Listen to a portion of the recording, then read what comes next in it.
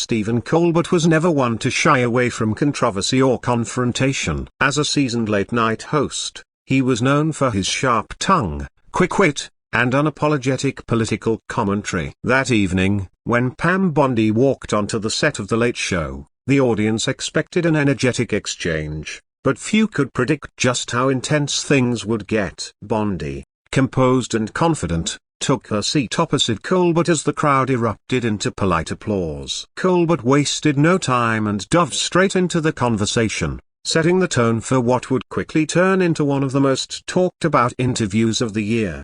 With a raised eyebrow and a smirk, Colbert began the interview by bringing up Bondi's past controversies. "Pam," he started, "you've made quite a name for yourself in politics and not always in the best ways. How does it feel being more famous for donations than decisions?" The audience chuckled, unsure whether to laugh or cringe. Bondi maintained her calm demeanor, simply smiling back and letting the silence do the work. Then, with a measured tone, she responded, "Stephen, I didn't come here for the applause or the attacks. I came to clarify the facts as something that's often missing in these conversations." Colbert leaned in, his interest piqued. "Okay then, let's get into the facts," he said. "Trump University, remember that mess you declined to investigate after a donation from the Trump Foundation? That's not just bad optics, it smells like political favoritism." The studio went silent. Bondi didn't blink. She looked directly into Colbert's eyes and said,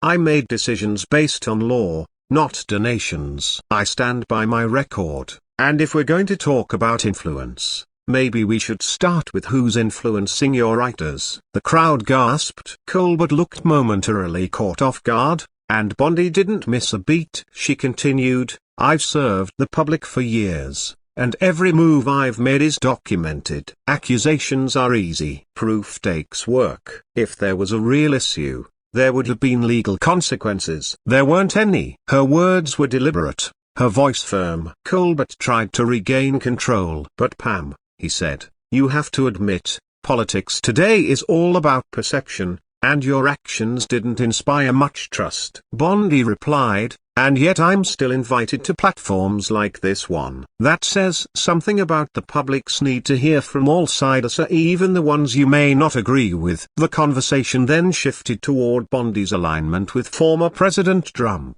Colbert asked, "Do you ever regret standing so close to someone as controversial as Donald Trump?" Bondi's expression didn't change. "Standing for the Constitution isn't controversial to me," she answered. "I've stood by many policies, not personalities. I supported law and order, national security, and victims' rights. If those stances make me controversial, then I'll wear that label proudly." The audience was quiet again, unsure whether to clap or stay neutral. Colbert chuckled lightly, trying to diffuse the tension, but Bondi had clearly established herself as more than just a political figurehead. "You talk a lot about victims' rights," Colbert continued, "yet your critics say your actions didn't always reflect that." Bondi shot back, "Critics say a lot of things. I worked on human trafficking prevention, opioid addiction response, and consumer protection. I don't need validation from headlines. I have it from survivors,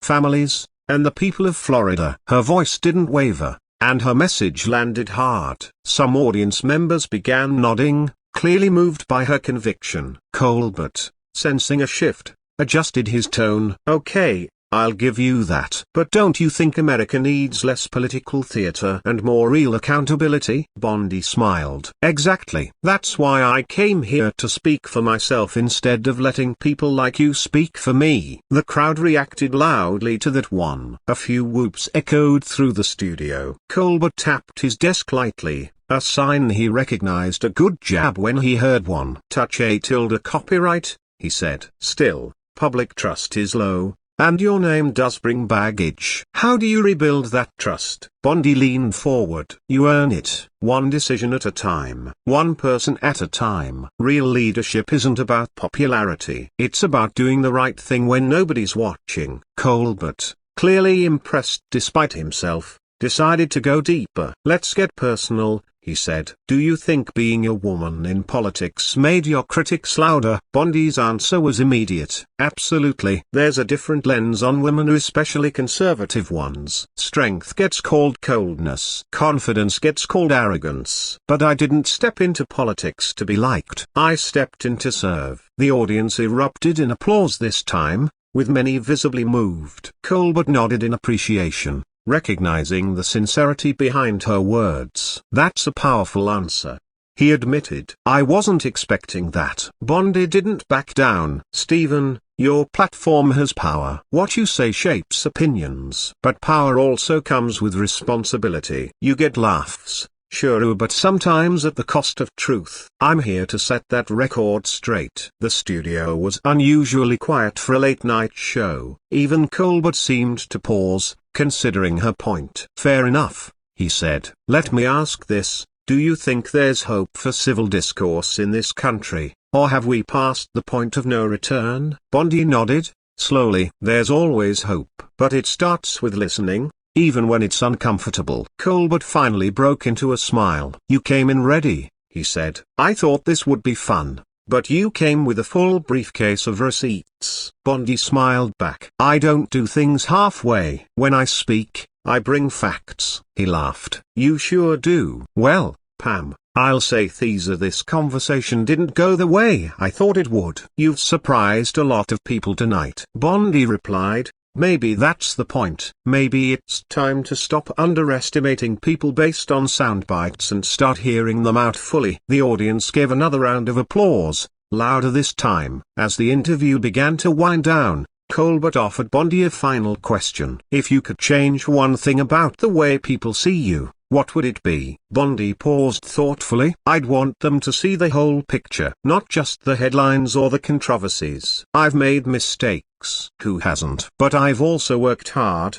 helped people, and made tough calls. That's what public service is about. It's not black and white. It's messy, and it's real. The room sat with that for a moment, the weight of her words sinking in. The credits began to roll, and Colbert extended his hand across the desk. Pam, I appreciate you coming on. That was bold. Bondi shook his hand firmly. Thanks, Stephen. This is how we start healing, by talking. The crowd clapped again, this time louder and more unified. Viewers at home took to social media, some praising Bondi's poise, others stunned by her measured delivery under pressure. Regardless of where they stood politically, one thing was clear: Pam Bondi had not only defended herself but had turned the tables in a way that even Colbert hadn't expected.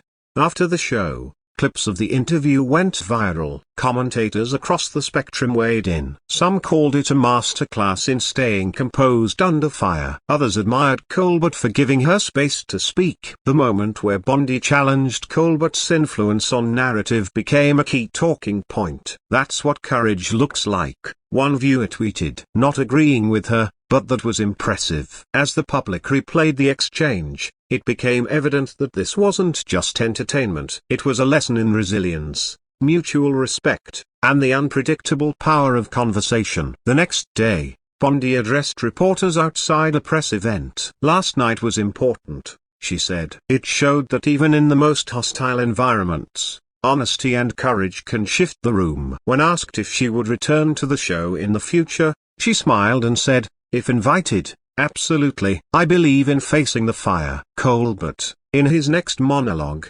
praised her professionalism and even joked, I got bonded. She came ready and left me speechless briefly. Anyway, the studio laughed, but the message was clear: respect had been earned on both sides.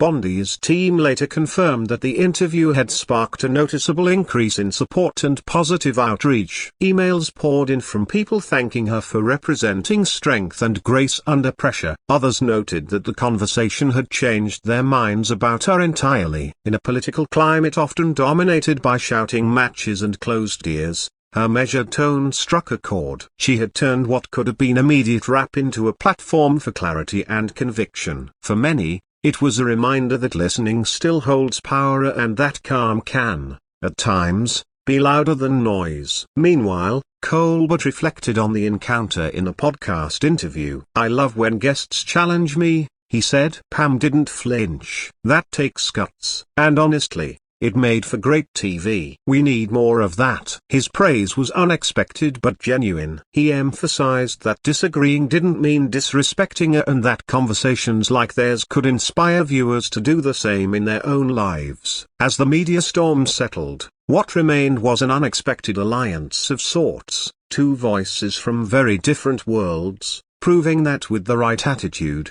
even conflict can build connection. The lasting impact of the interview remained not just in headlines but in the minds of those who watched it live or later online. For some, it was a turning point in how they viewed political discussion. For others, it was simply refreshing to see a public figure handle criticism without anger or avoidance. Either way, Pam Bondi had achieved something rare in today's media landscape. She had turned an ambush into a platform and silence into strength. And Stephen Colbert, ever the comedian, had helped remind his audience that sometimes, the biggest punchline is honesty.